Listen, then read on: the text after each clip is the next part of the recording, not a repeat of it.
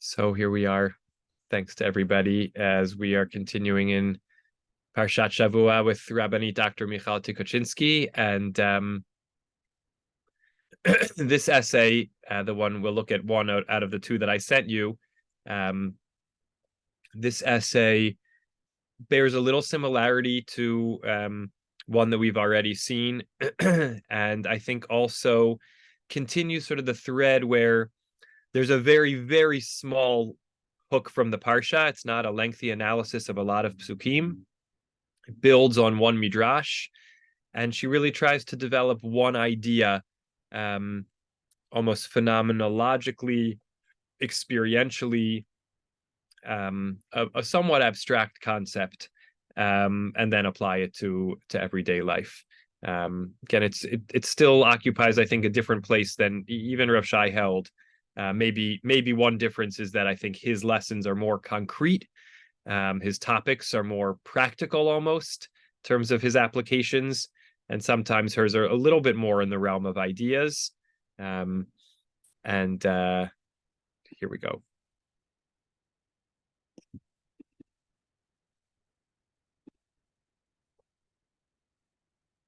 So this one is called V'zarach Hashemesh Uva Hashemesh. The sun rises and the sun sets, as we'll see later. It's a quote from Kohelet from Ecclesiastes. She begins with a little, and when I first looked at this, I thought this was going to be sort of a broader focus of the essay, but it turns out that this is just kind of an entry point into the kind of text she's going to study, and then it's that specific text, in a sense, that she focuses on. But she quotes Rabbeinu Chayei, a medieval commentary, and his kind of slightly more expanded reflection on the concept of smichut parshiot, of the juxtaposition between portions that,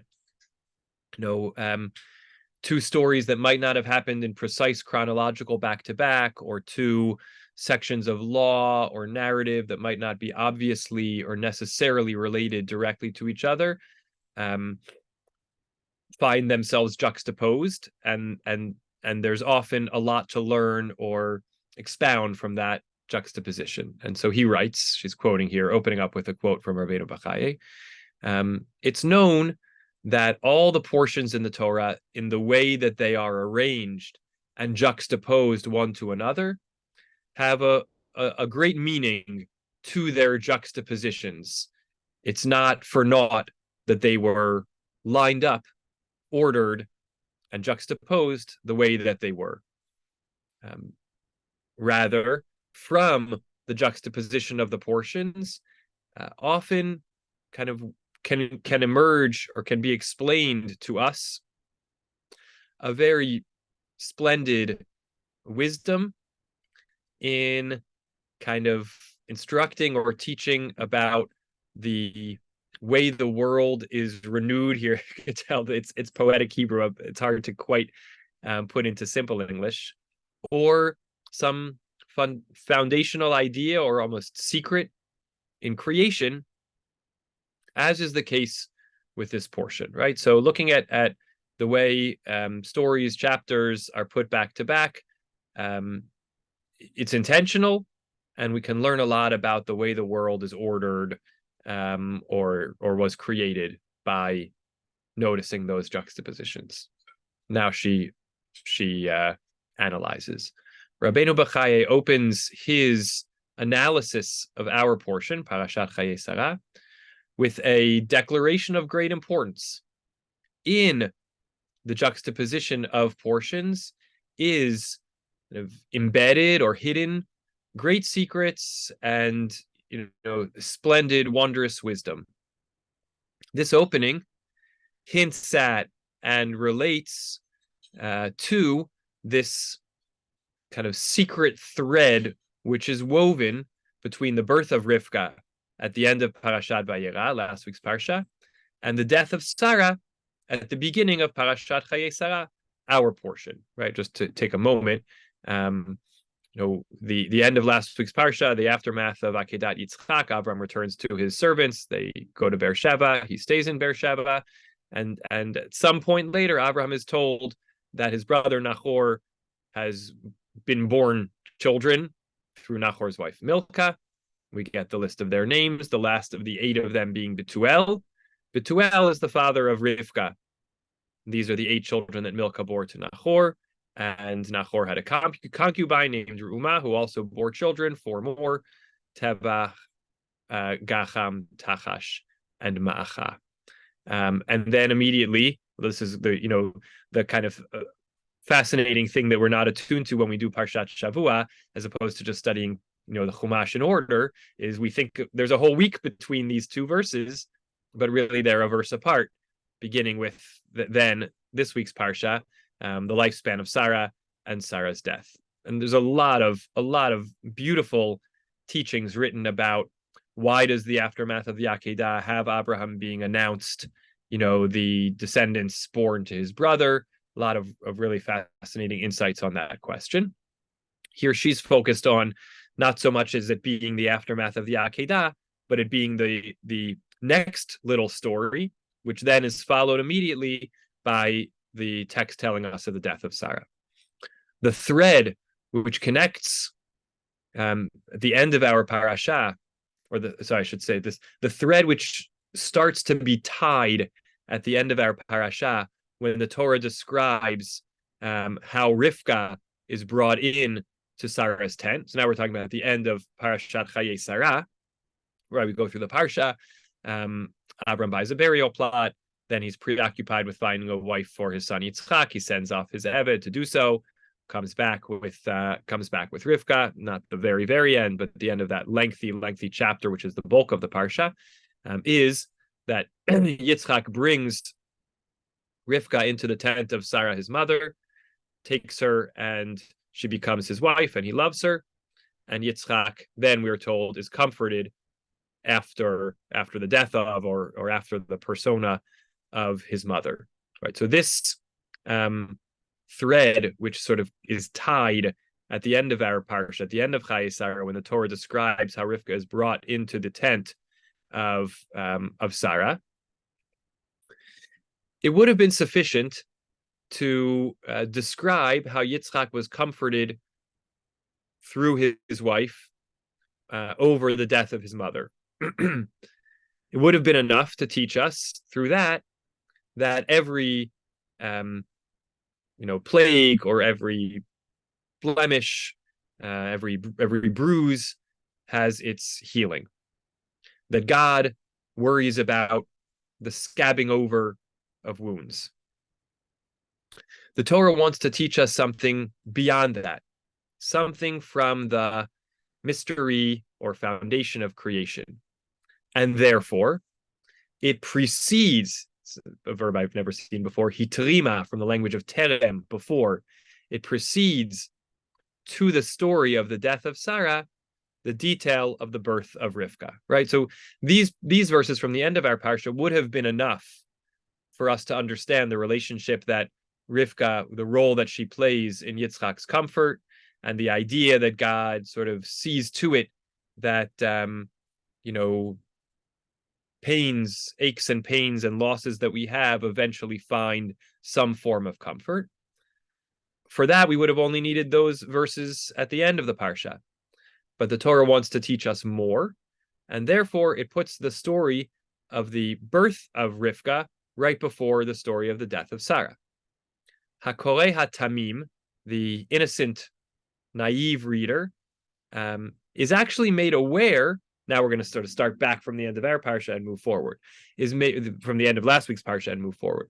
The innocent reader is made aware of the birth of Rivka by way of a story of the kind of chain of generations, in the way that it often appears from time to time at the beginning of the book of Breshit, right? The end of significant sections of narrative then will give us an accounting of a series of generations. These verses are pale and colorless, drab and monochromatic. In general, they're needed in order to understand kind of the general context of events, to sort of create this web through which we can see, or this network against which we can see the progress of time, and they constitute background and nothing more, right? They're sort of the backdrop. They're sort of like the 10 years later, you have a screen that flashes 10 years later in a movie. That's sort of what they're doing. They advance time. They set the backdrop of the passing of generations. Therefore, only at the end of Parashat Chayei Sara, right? That's at the end of Vayera, last week's Parsha. Therefore, it's only at the end of Parashat Chayei Sara, when Yitzchak marries Rivka, that the reader turns back on its heels and reveals that this Rivka we've already met prior to this, at a time when we weren't sufficiently aware of the meaning and significance of her presence in the world, right? So she's just kind of dramatizing for us the idea of this placement of this text. When you first read it, as an innocent reader, you say, okay, these are the various descendants of Abraham's brother, and you don't have any awareness of its significance. Again, imagining yourself as a first-time reader. Maybe you could have a little inkling of something because it lists the 8 children, and then the last one, Betuel, it just says gave birth to Rivka. No one else from the successive grandchild generation is mentioned. So maybe you already have a little inkling that this person is unique or special. But otherwise, you're just reading a family tree. And it's only a parsha later, when Yitzchak marries her, that you come to understand that it's important that she was there before Sarah dies. The Midrash relates to this phenomenon of the appearance of the Tachlif. Tachlif is kind of like substitute, which is a poor, not an insufficient translation, but we're going to use it. It's not quite alternate, but really, I guess, substitute. The appearance of the substitute in the world, hand in hand with the disappearance. Maybe it's almost like understudy, I guess, because she's using a kind of a theatrical metaphor here. The appearance of the understudy in the world, hand in hand with the disappearance of the center, the lead actor, the important lead actor. And now she quotes from the Midrash. Before the sun set, or before God caused the sun of the S-U-N, of the righteous person to set, of the tzaddik to set, God brings to rise the sun, again, S-U-N, of the tzaddik, the righteous person who is chaveiro, who is their compatriot. Example, the day that Rabbi Akiva died, Rabbi Yehuda Hanasi, was born. The day that Rabbi Yehuda Hanasi died, Rav Ada bar Ahava was born. The day that Rav Ada died, Rav Avin was born. Then the Midrash continues, and turns back to an even more ancient time. Before the death of Moshe, Yehoshua's sun already begins to rise, to shine.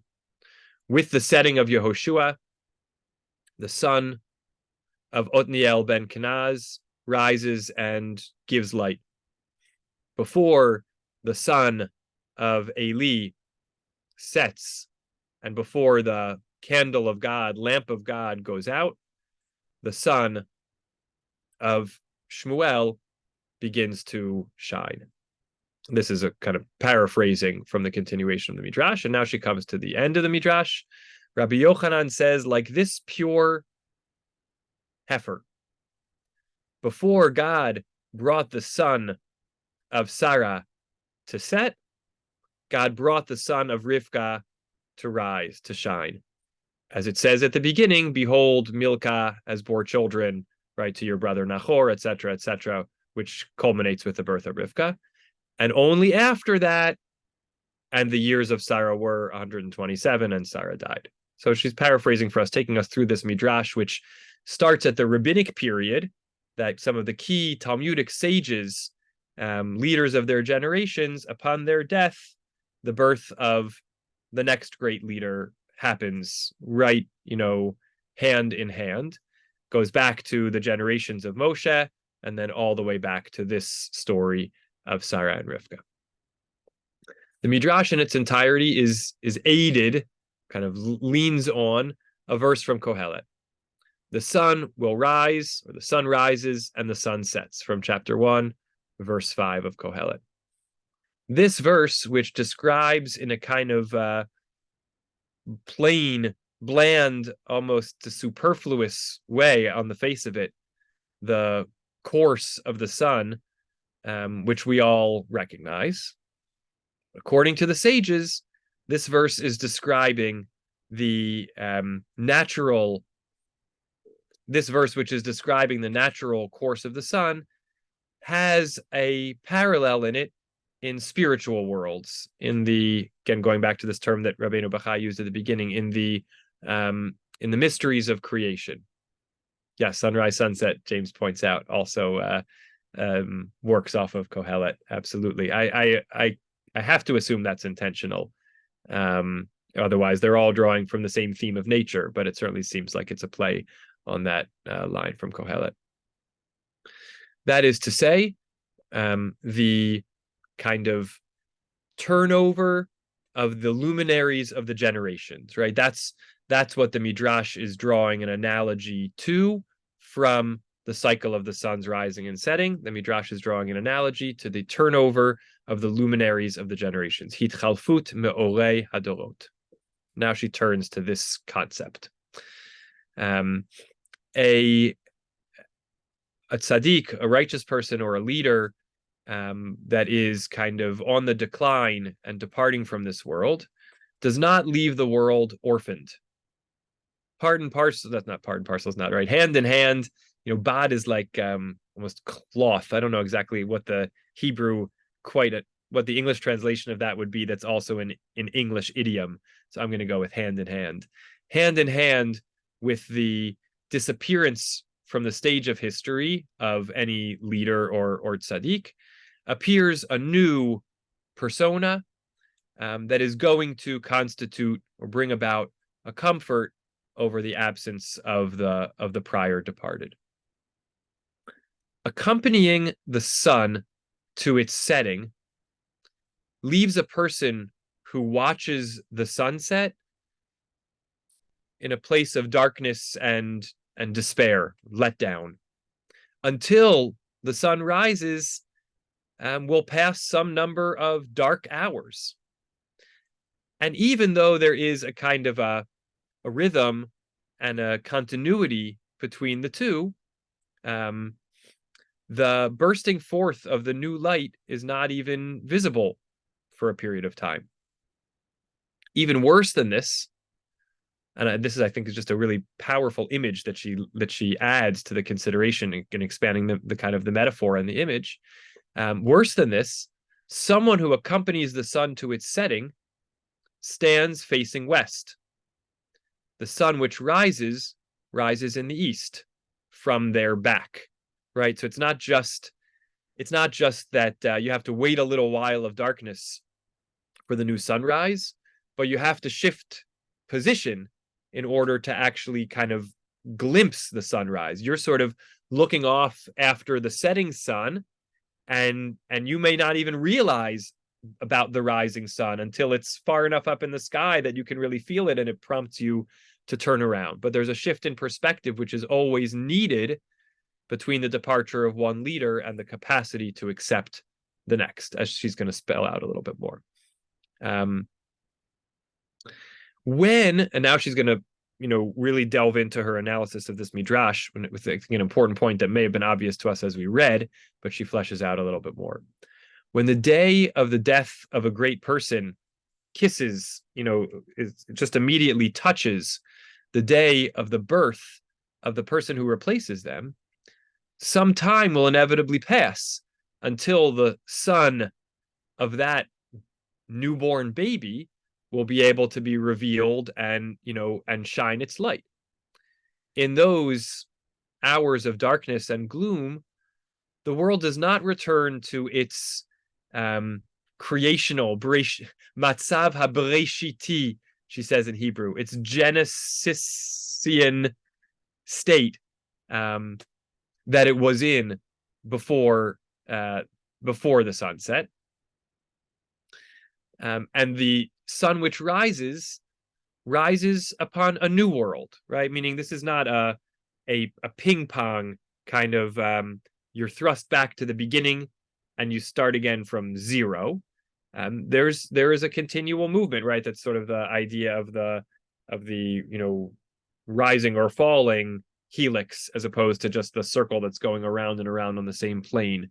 There's continual change. Rabbi Akiva and his kind of teaching of self-sacrifice and love of God, which had a kind of a dimension of kind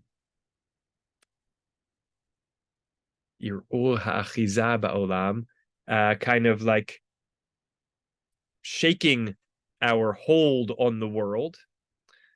That personality, those lessons, that dimension is not the same as Rabbi Yehuda HaNasi, who brought with him kind of a sense of stability and order, and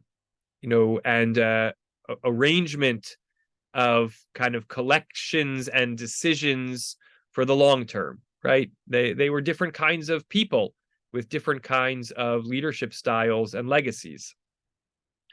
When Rabbi Akiva died and Rabbi Yehuda HaNasi was born and then eventually grew up, he brought a new dimension of leadership. It was not he didn't just come and fill in the gaps of Rabbi Akiva in the same way.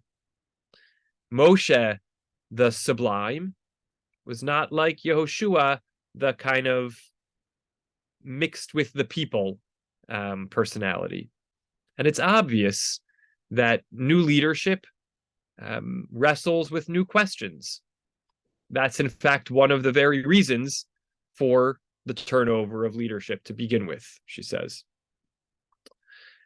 Indeed, this comparison between human turnover of leaders and the path that the sun traverses, so to speak, in the sky from our perspective, also hints at a negative dimension, one that Rabbi Menachem Mendel of Rimanov, student of Rabbi Elimelech of Lezhansk, talks about in his book, The Siftei Tzadikim.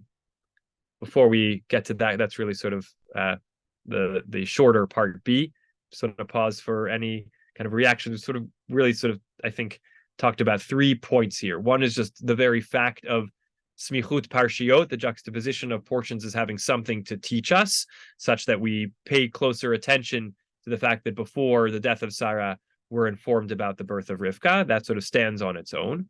Then, more specifically to that story, we have the idea that juxtaposition of portions is there to teach us the idea that the kind of what will replace the void of one matriarch. It's important that it's already there in the world before that matriarch departs. And that's why it was particularly important to embed the story of the birth of Rivka before the death of Sarah.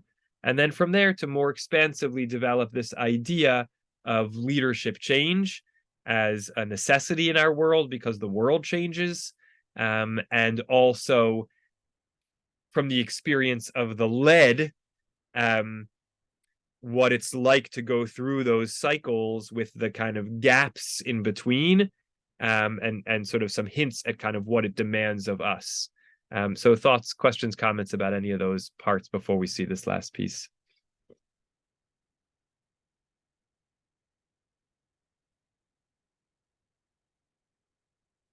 Okay.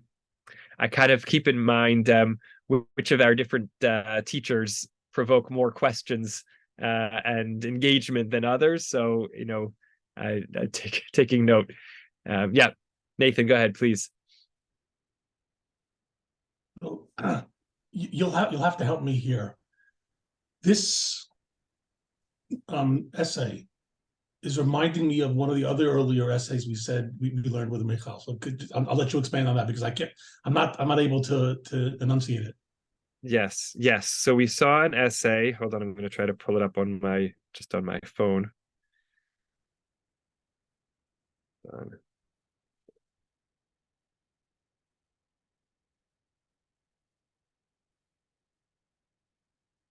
It was on Noach, I believe.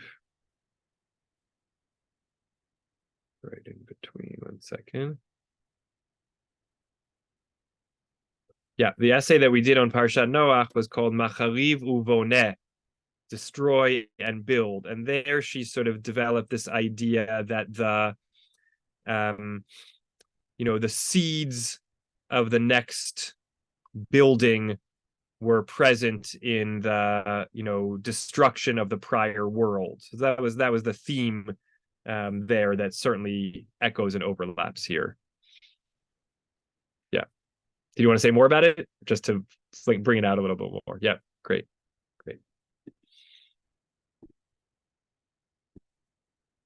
Okay, we'll go on to the last piece and then circle back if there's more anybody wants to say. Okay.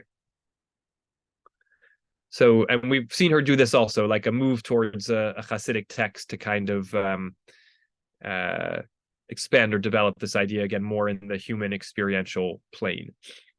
So here's what she says. This is again the student of Rabbi Elimelech Lezhensk, Rabbi Menachem Mendel of Rimanov in Siftei Tzadikim. First, she's gonna set the scene and then quote a little bit. Routine. She has I don't know whether there's a difference between the rutina and shigra. Shigra really means routine. So the routine and kind of repetitive cycle in the process of sunrise and the absolute unquestioning certainty of its setting, when it is translated from the world of nature to the human dimension, which is to say the blossoming and then setting of leaders, has the capacity to say something about the possibility of change and repair. The turnover of tzaddikim and leaders in the world doesn't change the face of the world in an essential way.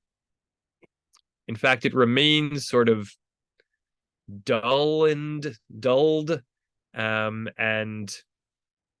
I don't know exactly how to translate aluv here, and aluv in the way that it was. Right here, and here she's sort of trying to draw off the idea the cycle of sunrise and sunset is actually kind of mundane. There's nothing that changes in it. And so too, even if we notice the decline of one leader and then the rise of a next leader and so on and so forth, but there's something actually kind of consistent about all of them. One leader replaces another. Yes, they might be different in this quality or that quality, but ultimately it's still this just continuous cycle that doesn't sort of break out in any way. Here's some translations of aluv. Forlorn or dismal. The world remains forlorn and dismal as it was, right? And this is a view of a world, an unredeemed world, right? So we have one generation of leader, the next generation of leader, the world is still in need of redemption. If we extend the parable, the job of the tzaddik and the leader is to look to a generation in which it will be clear that it's possible to actually redeem the world from its darkness, right? To tell the sun to stand still, right? The famous story of Shemesh Begivon Dome, where the sun actually hung in the sky and didn't move, right? Where there's and this is a lot of the Yeshayahu language about redemption is, it's going to be perpetual sunlight, or we will no longer need the sun because the light of God will shine like noontime, even in the darkest hour, right? So somehow the job of the tzaddik is actually to stop this cycle and to somehow break out into a place of perpetual light, right? To tell the sun to stand still, to stop it in the middle of the sky, and make its warmth and its light eternal, right? As the Siftei Tzadikim says, in every generation, there are completely righteous people who have in their hands the power to bring the redemption near through their good deeds, or bring it close through their good deeds. That's a quote of the Rebbe Mizlachav. And this Rebbe Mizlachav, who was aggrieved at these continual missed opportunities of the sons, S-U-N-S, again, of every generation, explains what he thinks is the source for these failures to redeem the world. He says, it's just because they are very cautious about the 48 things that the Torah is acquired through, right? This is a reference to Pirkei Avot, chapter 6, Mishnah 6, which lists 48 traits through which one acquires the Torah. Sometimes we've tried to study them over the course of Sfirat HaOmer, because it more or less maps on to that span of days. And one of them is Hamakir et Mikomo, one who knows their place. That is, that every person, upright person, needs to always be thinking about what's the holy place that their soul came to them from, for what need was it sent to them, and what can they repair in this world, and somehow such that all matters of the world will kind of be almost unimportant compared to that. And even if he has a great pain over the bitter exile, and his heart, is heavy in him over it, with all of that, he cannot kind of give his heart over to daven with the special kavanot and unique intentions which are relevant to this, because he's always longing to return to his home in peace. That is to say, the source of his soul from whence he is hewn, and to benefit from the elevated uppermost light of wisdom, which no eye has seen, etc. Okay, what does all of this mean? She's going to explain. The tzaddik is preoccupied with tikkun midotav, with repairing his own qualities, attributes, uvahakarat mekomo, and recognizing one's place, in the attempt to direct one's soul to its right place, and elevate it. That's sort of the preoccupation of the tzaddik. That is what beito, its home, his home means the source, root of his soul. And because tzaddikim are busy with these personal fixings, they don't actually put their heart to the fact that there are missions that pertain to Klal Yisrael, and to the repair of the entirety of the Jewish people in this world. So the idea here seems to be that the tzaddik, who's very focused on these 48 attributes through which the Torah is acquired, which includes kind of knowing your place, almost an inward focus. Therefore, even though they really, really are sad about the forlorn condition of the world, they can't really focus on that, because they are preoccupied with getting their own house in order. Again, not that there's anything wrong with that, right? There is an argument to the other side, which has been made in Musar circles, that you can't repair the world. You can only repair yourself. But if you really, really repair yourself, somehow that repairs the world. But so there's some kind of critique or recognition here that a tzaddik is often focused reasonably on becoming the best human being they can be, through working on themselves, and they're not able to actually focus in on the greater need of repairing the world. Indeed, the leaders who spend most of their time in kind of introspection and working on themselves do impact their surroundings. They do challenge the world in their very being. They create new forms of individualistic kind of wrestlings, which do mark out the path for all who need. But this kind of polishing and refining that they do, in the end of the day, stems from an inward look into the innermost parts of the soul, as a part of a dialogue with the kind of life and obstacles that they are encountering. What the Rav, or maybe the Rebbe of Zlachov, is demanding of the righteous is that they go out of their private house, spiritual house, and bring redemption to the masses. This, broad redemption, bringing it requires a look to the outside, and a kind of coalescing of a stance and thought which stems from a sense of social responsibility. Now,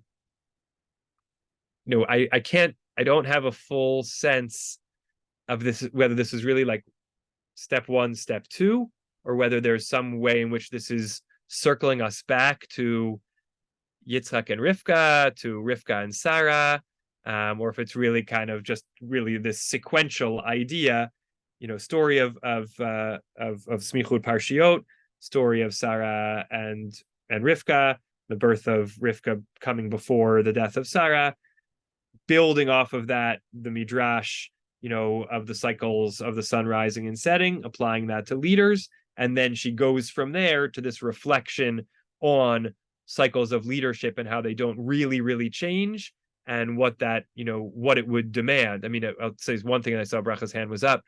She doesn't say this explicitly at all, and this feels much more relevant to political leadership than spiritual leadership. Certainly in the realms of political leadership, we just inevitably see that the drive to re-election often consumes so much of the time that feels like it could be spent on actually taking care of the needs of the, of the constituents, right? And the kind of people want to come into power in order to serve, but then they become preoccupied with staying in power, and that takes a chunk of the time which should be spent serving. It's not to say that the solution to that is to continually cycle leadership more quickly before people get into that spot, but she certainly doesn't make that explicit. And again, she's talking about tzaddikim here, but there was some echo of that I sort of feel like I'm picking up or amplifying. Go ahead, Bracha, please. I think there's something in the word mekomo that's fascinating, that makes me think that it's multidimensional, because mekomo is your place and it's where you feel the most connected. But mekomo has at its root this sense of mikum, that it's from the place that you have the most passion that you need to act, to get up. Yes.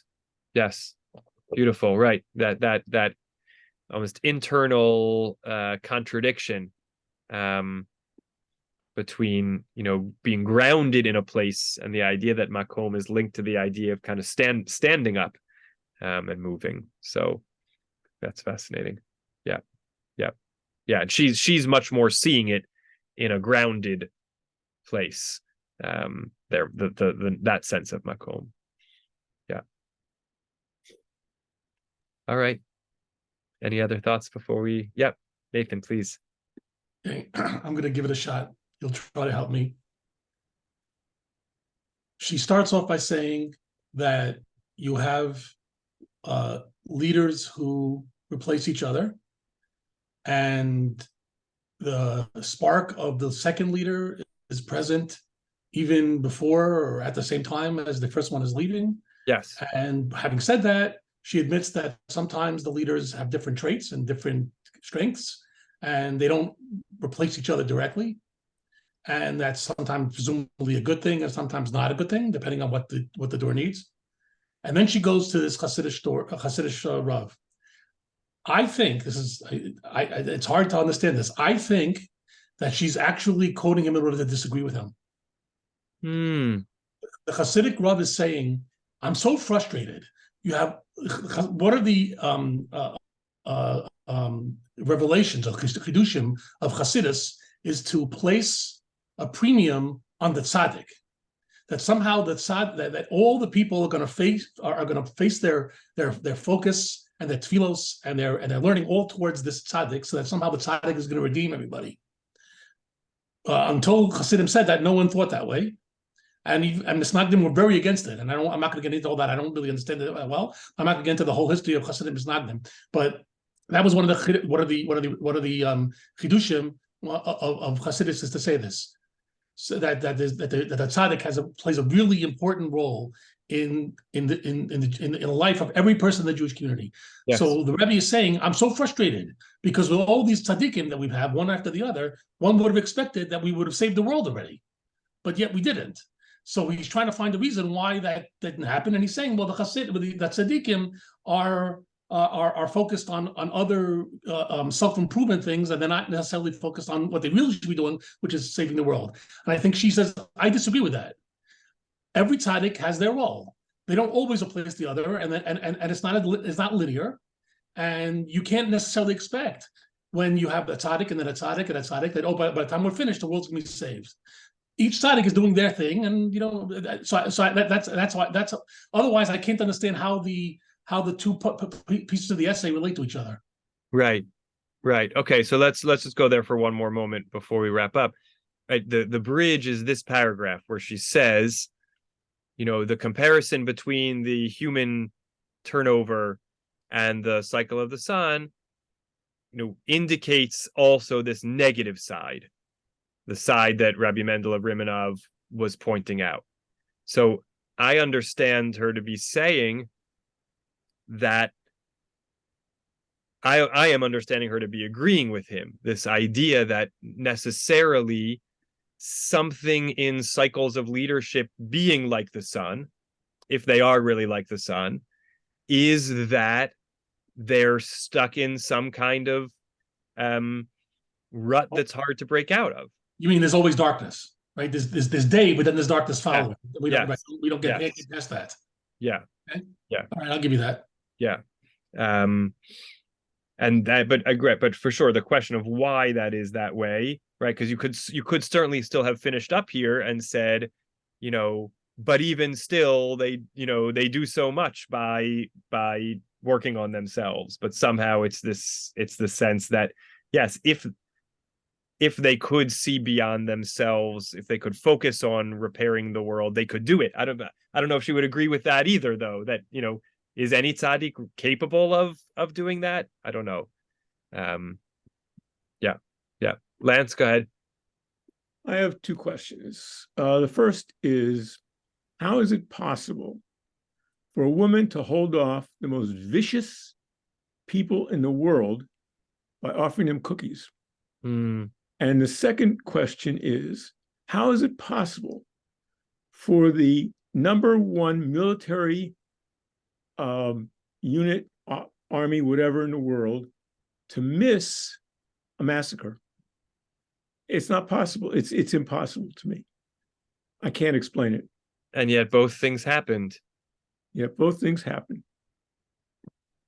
What is the feeling in Israel about that? Yeah.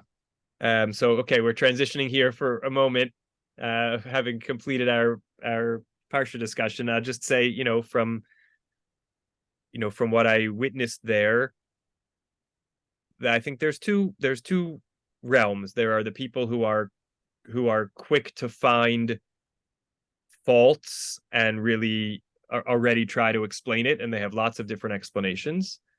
And then there are the people who are either more in the disbelief camp, like actually still kind of in disbelief, or those who are, saying now's not the time to ask the questions why, but indeed, like, we will have to live forever with the fact that these things that we didn't think could have happened actually happened. The term in Israel, And Rachel Kirschbaum sent me this really poignant article. It's in Hebrew, about all the different things that the Academy of Hebrew Language has been dealing with, like the linguistic fallout of this. How do you say the word Shiva in plural? The feminine for corpses, all these, horrible questions that, in plural, that they've been asked over these last weeks. And including some of the other things we've been thinking about and talking about. What are you supposed to say when people ask you how you're doing? Like, what are the phrases for this moment? One of the phrases, and they mentioned there, by the way, one thing I haven't gotten to mention over the course of my various comments, which is that the Gaza envelope, Otef Aza, in the same way that we switched from French fries to freedom fries after 9/11, Otef Aza is now being called Otef Yisrael. It's the envelope of Israel. From one direction, it's the Gaza envelope because it sort of surrounds Gaza. But the kind of response now is to say, with everything that happened there, it was also, in a different sense, almost a protection around the rest of Israel. So there's just the fascinating linguistic shifts. Anyway, the term for this failure is the term mechdal. We had it in last week's parashah. Chadal liyod Sara orach kanashim. Right, Sara's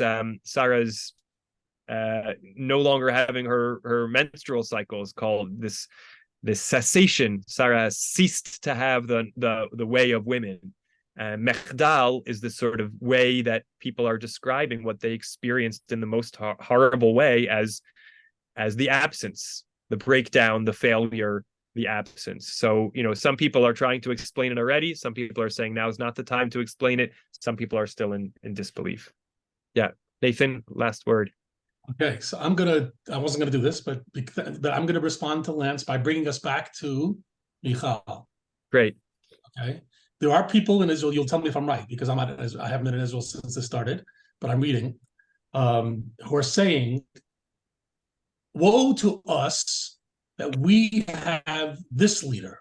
If only we'd had a Ben Gurion or a Begin or even a Sharon, we would be much more confident that we can get through this." Lance, I don't know if that talks to you or not, but that is one of the reactions. Yeah, may I throw a thought into this?